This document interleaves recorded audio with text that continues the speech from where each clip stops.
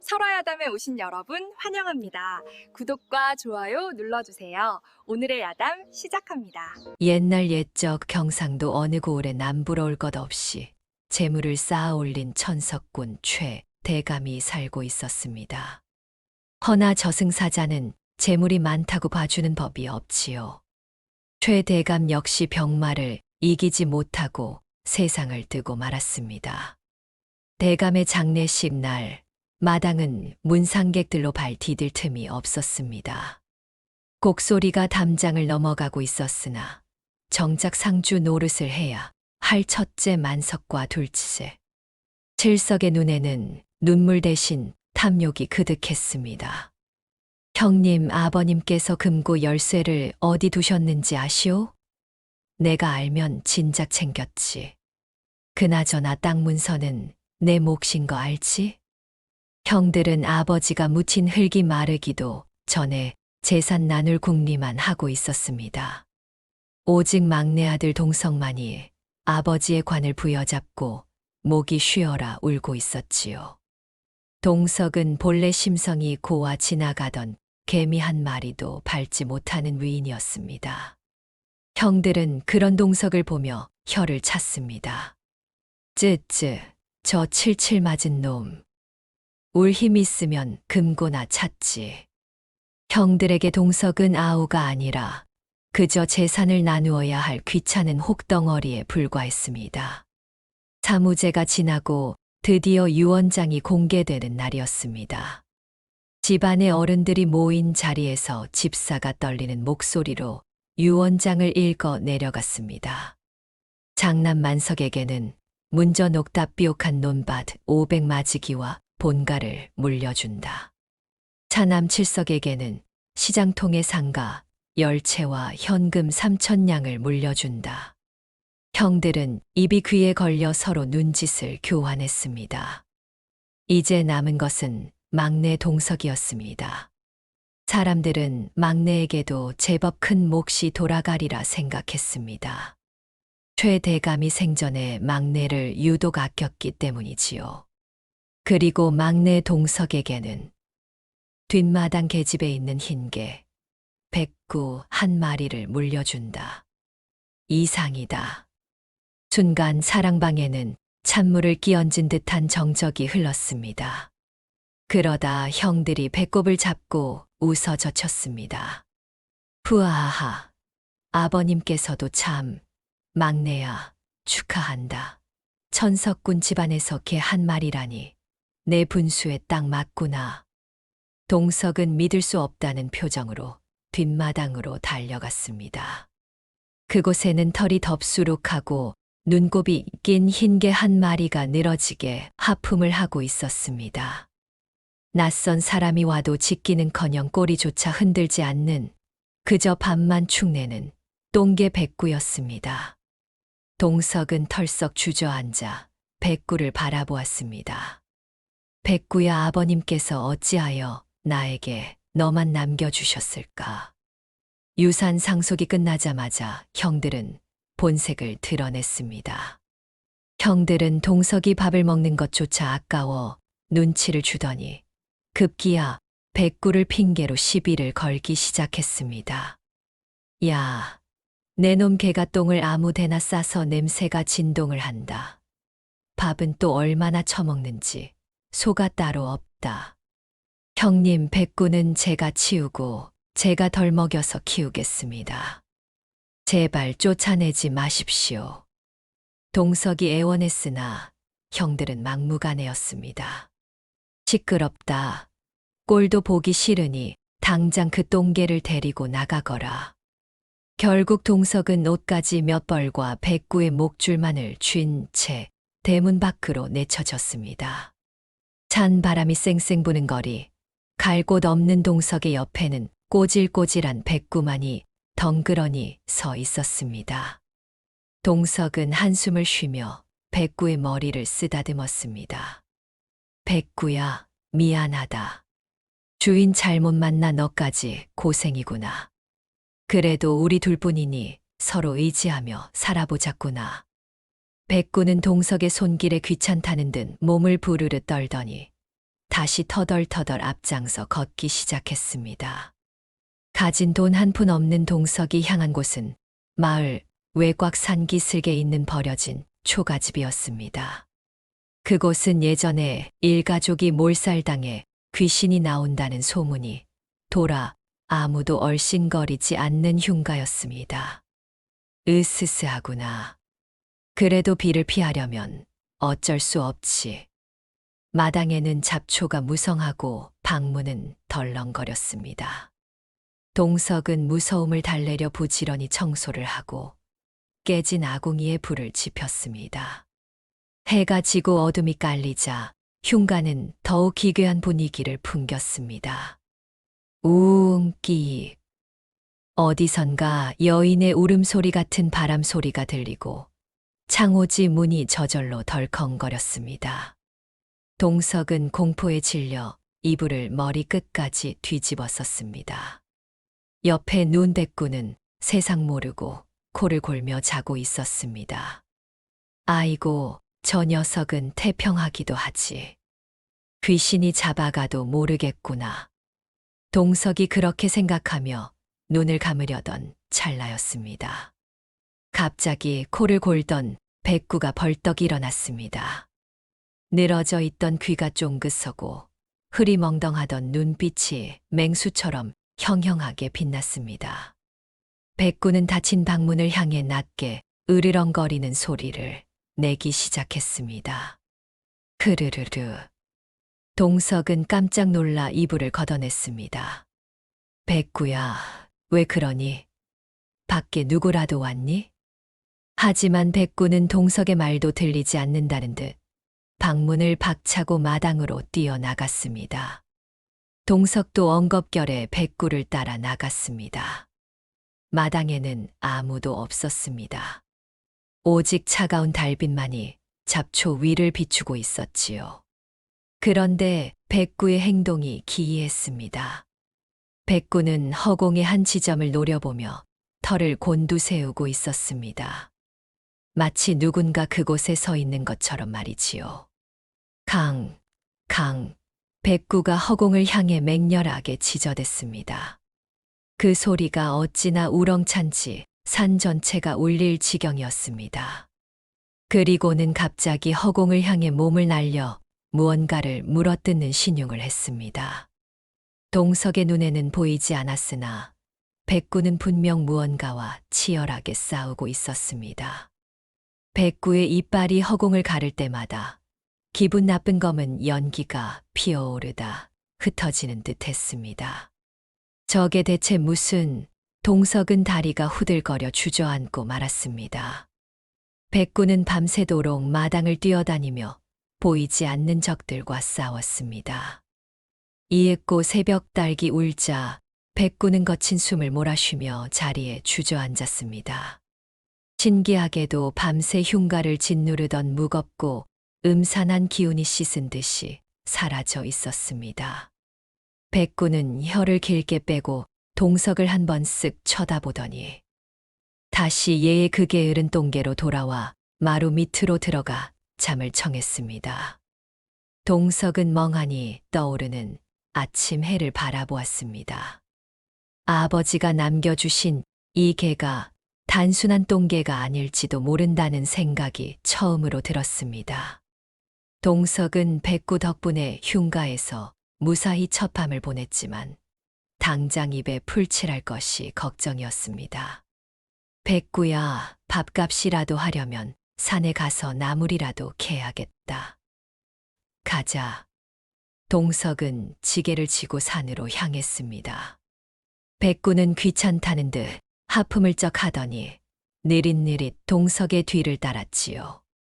한참 나무를 캐던 중이었습니다. 갑자기 숲속에서 쿠 하는 거친 숨소리가 들리더니 집채만한 멧돼지 한 마리가 튀어나왔습니다. 놈은 눈이 벌겋게 충혈되어 입가에 거품을 물고 있었습니다. 굶주린 식인 멧돼지였습니다. 으악, 사람 살려. 동석이 엉덩방아를 찌으며 뒷걸음질 쳤습니다. 멧돼지가 날카로운 엄니를 드러내며 동석을 향해 돌진했습니다. 죽었구나 싶어 눈을 질끈 감은 순간이었습니다. 왈, 으르릉, 평소엔 짖는 것조차 귀찮아하던 백구가 번개처럼 튀어나갔습니다. 백구는 멧돼지의 정면을 피하는가 싶더니 순식간에 놈의 목덜미를 물고 늘어졌습니다. 멧돼지가 날뛰며 백구를 떼어내려 했지만 백구의 이빨은 쇠보다 단단하게 박혀 꿈쩍도 하지 않았습니다. 결국 백구는 멧돼지의 급소를 정확히 끊어 놓았습니다. 거대한 멧돼지가 쿵 하고 쓰러지자 백구는 아무 일도 없었다는 듯 입가에 묻은 피를 핥으며 동석에게 다가와 꼬리를 살랑거렸습니다. 세상에, 백구야, 내가 나를 살렸구나. 너는 보통 개가 아니었어. 동석은 떨리는 손으로 백구를 끌어안았습니다. 그날 이후 백구는 동석을 이끌고 산속 깊은 곳으로 향하는 일이 잦아졌습니다. 어느 날은 백구가 사람 발길이 닿지 않는 절벽 아래 멈춰 서서 앞발로 땅을 파기 시작했습니다.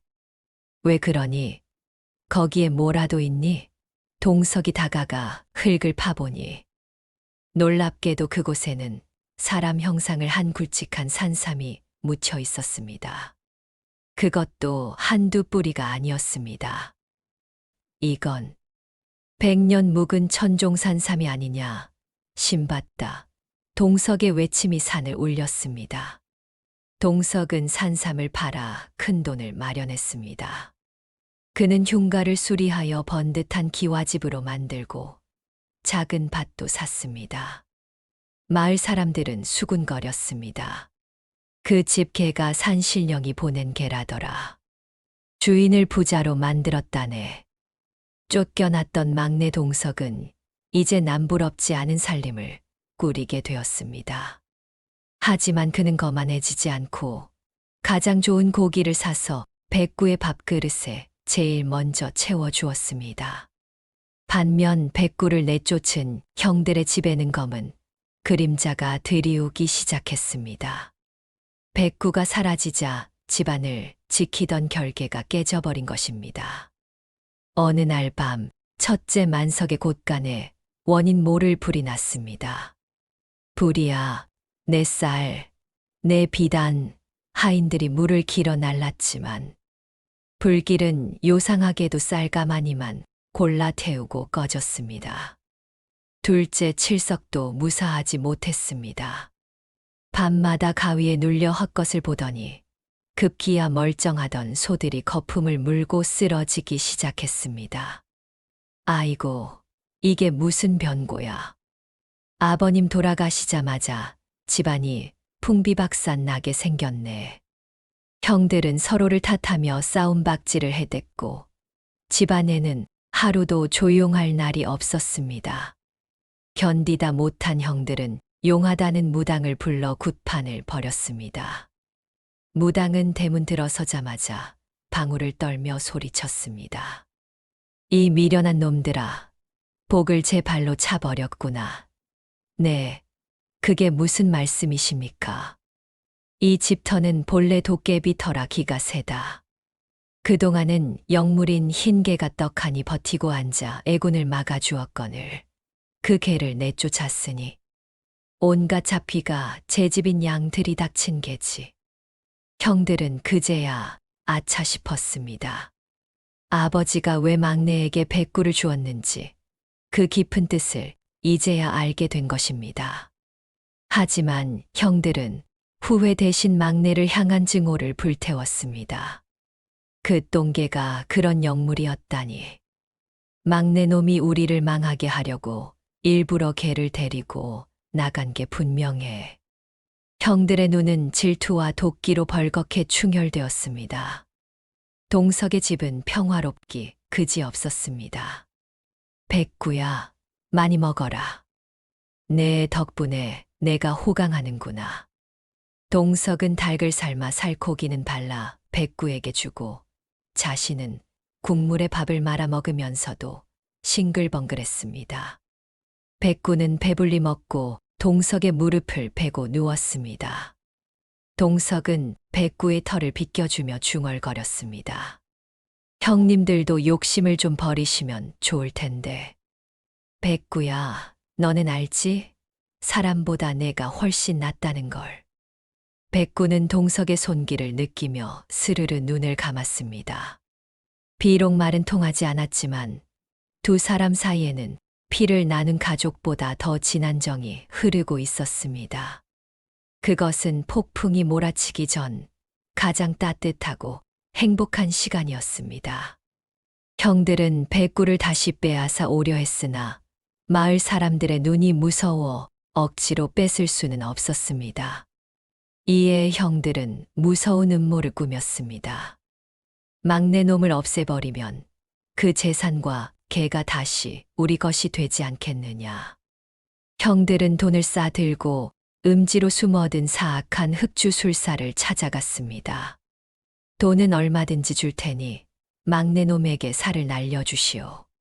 아주 고통스럽게 죽게 해주시오. 주술사는 음흉한 미소를 지으며 지프로 만든 인형을 꺼냈습니다. 인형의 가슴에는 동석의 생년월일이 적혀 있었습니다. 오늘 밤 자정 이 못이 인형의 심장에 박히면 그놈도 피를 토하며 쓰러질 것이요. 주술사가 주문을 외우며 집 인형의 대못을 내려칠 준비를 했습니다. 형들은 그 모습을 보며 낄낄거렸습니다. 다가올 재앙은 꿈에도 모른 채 말이지요. 자정이 되자마자 흑주술사는 집 인형의 가슴팍에 시커먼 대못을 내리꽂았습니다. 악! 곤히 잠들어 있던 동석이 외마디 비명을 지르며 가슴을 움켜쥐었습니다. 심장이 불에 타는 듯한 고통이 밀려왔고 입에서는 검붉은 피가 왈칵 쏟아져 나왔습니다. 백구야, 나 죽을 것 같다. 동석은 방바닥을 뒹굴며 고통스러워했습니다. 그저 체한 것이 아니었습니다. 뼛속까지 파고드는 한기와 살을 저미는 통증은 분명 사람이 부리는 조화가 아니었습니다. 마루 밑에서 자던 백구가 미친 듯이 짖으며 방문을 긁어댔습니다. 컹, 컹, 끄르릉. 백구는 동석이 아픈 것을 넘어 집 안으로 사악한 살이 날아들었음을 감지한 것입니다. 백구는 허공을 향해 이빨을 딱딱 부딪히며 보이지 않는 화살들을 막아내려 안간힘을 썼습니다. 동석의 의식이 흐릿해지자 그의 눈에도 기이한 것들이 보이기 시작했습니다. 방구석의 어둠이 스물스물 뭉치더니 기괴하게 웃는 검은 그림자. 귀신들이 되어 동석의 몸 위로 기어 올라오는 것이었습니다. 히히히, 목숨을 내놔라. 그림자 귀신들이 동석의 목을 조르기 시작했습니다. 숨이 턱턱 막혀오던 그때였습니다. 방문이 부서져라 열리더니 백하얀 털뭉치가 날아들었습니다. 백구였습니다. 백구는 동석의 가슴 위에 올라탄 그림자 귀신을 사정없이 물어뜯었습니다. 귀신들은 백구의 연기에 닫혀 비명을 지르며 흩어졌지만 주술사가 계속해서 주문을 외우고 있어 그 수가 끝도 없이 밀려들었습니다. 백구는 밤새도록 동석의 곁을 지키며 수백 번도 넘게 허공을 물어뜯었습니다. 백구의 하얀 털은 귀신들이 내뿜는 도끼로 이내 거뭇거뭇하게 타들어가고 있었습니다. 사흘이 지나도 동석이 죽었다는 소식이 없자 초조해진 형들이 직접 찾아왔습니다. 아우야, 몸이 많이 안 좋다며 우리가 약을 좀 지어왔다. 형들은 걱정하는 척하며 방문을 열었습니다. 방 안에는 피골이 상접한 동석이 가쁜 숨을 몰아쉬고 있었고 그 곁에는 털이 엉망이 된 백구가 붉게 충혈된 눈으로 형들을 노려보고 있었습니다. 백구는 짖지 않았습니다. 다만 형들의 등 뒤에 붙어있는 주술사의 검은 기운을 꿰뚫어보며 낮게 으르렁거릴 뿐이었습니다. 형님 오셨습니까? 동석이 힘겹게 손을 뻗었지만 첫째 만석은 뒷걸음질 치며 코를 막았습니다. 에이, 송장 썩는 냄새가 진동을 하는구나. 야, 아직 안 죽었으니 가자. 며칠 안 남은 것 같다. 형들은 동석이 다 죽어가는데도 그 곁을 지키는 백구의 눈빛이 무서워 서둘러 도망치듯 빠져나갔습니다. 그리고 대문 밖에서 수군거렸습니다. 저 똥개가 문제입니다. 저놈이 살을 다 막아내고 있는 게 분명해요. 그럼 저놈부터 없애버려야지. 그날 밤 형들은 다시 몰래 동석의 집 담장을 넘었습니다. 그들의 손에는 기름기가 좔좔 흐르는 큼지막한 고기 덩어리가 들려 있었습니다. 냄새만 맡아도 군침이 도는 고기였으나 그 속에는 쥐약과 비소독약과 치사량으로 버무려져 있었습니다. 옛다 먹어라. 이 짐승놈아. 형들은 마당 한가운데 고기를 던져놓고 잽싸게 사라졌습니다. 며칠 동안 동석을 간호하느라 물 한 모금 마시지 못한 백구였습니다. 고소한 고기 냄새가 코를 찔렀습니다. 보통의 짐승이라면 앞뒤 가리지 않고 달려들었을 것입니다. 하지만 백구는 고기 앞에 멈춰 섰습니다. 영물인 백구는 고기에서 피어오르는 시커먼 도끼를 감지했습니다. 백구는 고개를 돌려 방 안에 누운 동석을 바라보았습니다. 그때 방 안에서 인기척이 들렸습니다. 며칠을 굶어 정신이 혼미한 동석이 고기 냄새를 맡고 기어 나온 것입니다. 배고파. 고기 냄새가. 자리 분별을 못하는 동석은 마당에 떨어진 고기를 향해 비틀비틀 기어갔습니다. 백구야, 형님들이 고기를 주고 가셨나 보다. 우리 이거 먹자. 백구의 눈이 크게 흔들렸습니다. 주인이 저 고기를 먹으면 당장 목숨을 잃을 것이 분명했습니다. 찢어서 말려보려 했지만 동석은 이미 헛것을 보고 있어 들리지 않았습니다. 동석의 손이 고기에 닿으려는 찰나였습니다. 안 돼. 백구는 결단을 내렸습니다. 자신이 저 고기를 없애야만 주인이 살 수 있다는 것을 직감한 것입니다. 백구는 동석보다 먼저 고기를 낚아채 씹지도 않고 순식간에 꿀꺽 삼켜버렸습니다. 백구야, 내가 다 먹어버렸니? 그래, 너라도 많이 먹어라. 동석은 힘없이 웃으며 마루에 쓰러져 다시 잠이 들었습니다. 백구는 그런 주인의 손등을 한번 핥아주고는 마당 구석으로 비틀거리며 걸어갔습니다. 독은 맹렬했습니다. 백구의 내장이 타들어가기 시작했습니다. 깨갱. 백구는 고통 속에 몸부림쳤습니다. 입가에 하얀 거품이 물리고 사지가 뒤틀렸습니다. 하지만 백구는 신음소리가 주인의 잠을 깨울까봐 입을 흙바닥에 박고 억지로 소리를 삼켰습니다. 그 순간 놀라운 일이 벌어졌습니다. 백구가 독을 삼키자 며칠 밤낮으로 동석을 괴롭히던 주술사의 저주와 검은 그림자들마저 소용돌이치며 백구의 몸속으로 빨려 들어가는 것이었습니다. 백구는 자신의 생명을 태워 주인의 몸에 박힌 살과 독을 모두 대신 흡수한 것입니다. 하얀 털이 잿빛으로 변하고 빛나던 눈동자가 서서히 감겼습니다.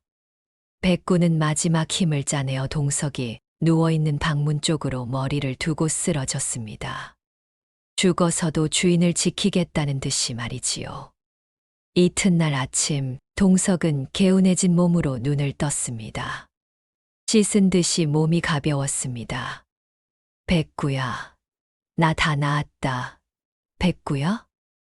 동석이 마당으로 뛰쳐나갔을 때 그곳에는 싸늘하게 식어있는 백구가 쓰러져 있었습니다.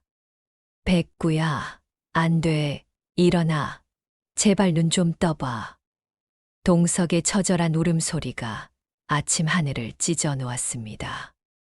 동석은 차갑게 식어가는 백구를 끌어안고 목 놓아 울었습니다.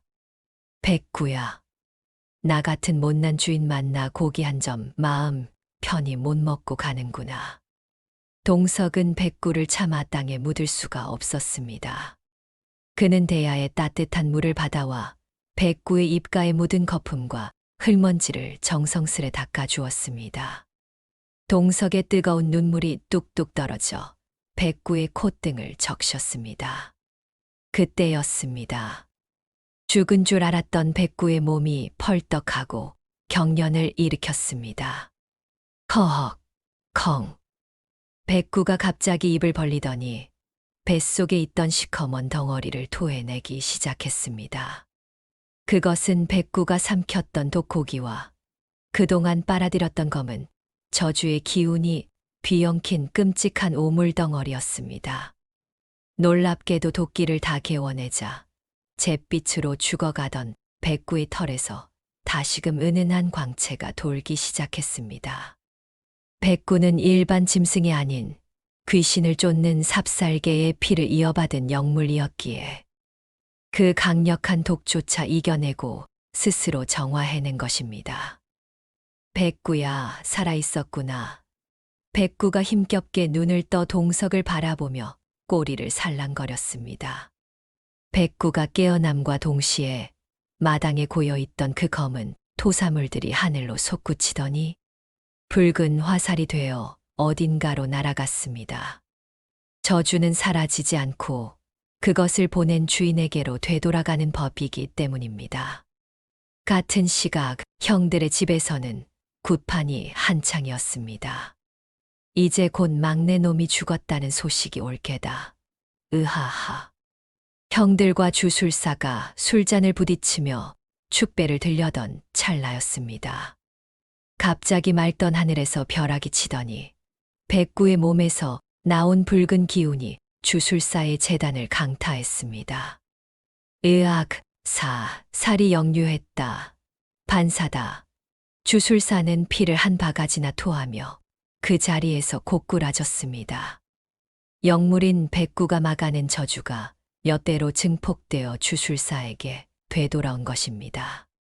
그 여파는 형들에게도 미쳤습니다.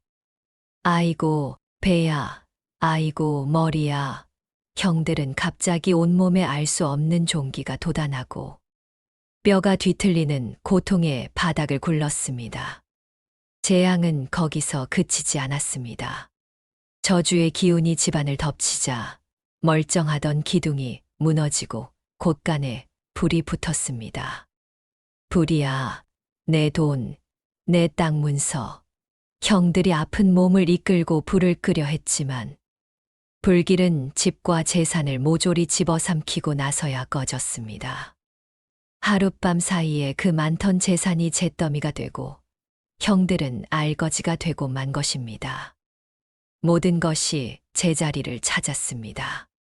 동석의 집은 다시 평화로워졌고 백구는 예전보다 더 늠름한 모습으로 마당을 지켰습니다. 이제 마을의 잡귀들은 백구의 냄새만 맡아도 십리 밖으로 도망쳤습니다. 어느 날 거짓골을 한 형들이 동석의 집 대문 앞을 서성거렸습니다. 아우야, 우리 좀 살려다오. 밥 한 끼만 주게. 형들은 병들고 지친 모습이었습니다. 백구가 형들을 보고 낮게 으르렁거렸으나 동석이 백구의 머리를 쓰다듬으며 말렸습니다. 백구야, 그러지 마라. 그래도 형님들이다. 동석은 형들을 내치지 않고 따뜻한 밥을 차려주었습니다. 그리고 작은 방을 내어주며 함께 살게 해주었지요. 형들은 동석과 백구 앞에 무릎 꿇고 지난날의 과오를 눈물로 참회했습니다. 우리가 짐승만도 못했구나. 미안하다. 정말 미안하다. 그 후로 동석은 부지런히 일하여 더욱 큰 부자가 되었고 형들도 개과천선하여 동석을 도우며 성실하게 살았습니다. 백구는 아주 오랫동안 동석의 곁을 지키며 마을의 수호신으로 사랑받았다고 합니다. 사람들은 백구를 보며 이렇게 말했지요. 말 못하는 짐승도 은혜를 알고 제 목숨을 바쳐 주인을 지킵니다. 하물며 사람이 가족을 해하려 하고 욕심을 부려서야 되겠습니까? 진정한 복은 재물이 아니라 서로를 아끼고 지켜주는 따뜻한 마음에서 오는 것입니다. 따스한 햇살 아래 툇마루에 앉은 동석의 무릎을 베고 낮잠을 자는 백구의 평온한 모습을 끝으로 이야기는 막을 내립니다. 다음 이야기를 빠르게 만나보시려면 좋아요와 구독을 눌러주세요. 그럼 더 재미있는 영상으로 찾아뵙겠습니다. 모두 행복한 하루 보내세요.